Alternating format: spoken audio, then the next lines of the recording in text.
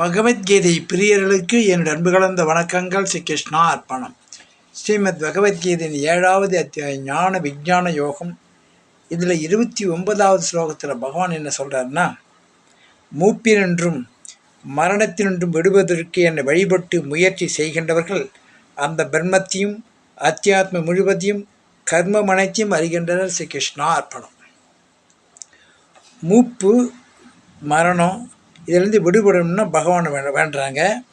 அந்த பிரம்மன்னா என்ன, அத்தியாத்மம், கர்மம் முழுவதையும் தெரிஞ்சுக்கணும். பிரம்மத்தை பற்றி எல்லாம் தெரிஞ்சுக்கணும்னா பகவானை வேணா தான் புரிஞ்சுக்க முடியும். அப்படின்ற அப்போ நம்மளுக்கு பக்தி தேவை. பக்தி 12வது அத்தியாயத்தில் நல்லா சொல்கிறார், எப்பேற்பட்ட பக்தி பிடிக்கும் அப்படின்னு பக்திக்கே ஒரு யோகம் சொல்கிறார்.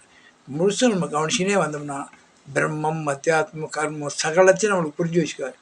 கடைசியில் நம்ம பார்த்து அதில் எதுவும் பற்று வைக்காமல் நமக்கு என்ன வேலையோ அதை மட்டும் செஞ்சுட்டு போனாலும் இறைவன் அடையலாம் அப்படின்னு ஒரு முருகர் மாதிரி உலகம் பூரா சுற்றி தான் கடைசியில் தாய் தந்தது தான் தெய்வன்ட்டு விநாயகர் எப்படி கண்டுபிடிச்சாரோ அது மாதிரி நம்ம உலகத்தில் இருக்கிற அத்தனையும் இறைவனுடைய சொரூபம் தான் புரிஞ்சுக்கிட்டு அதை போய் ஆராய்ச்சி பண்ணுறதுல ஒன்றும் இல்லைன்னு ஒதுக்கி வச்சுட்டு தன்னைத்தானே நம்ம புரிஞ்சுக்கிட்டு நம்ம ஒரே இடத்துல இருந்துக்கணும்.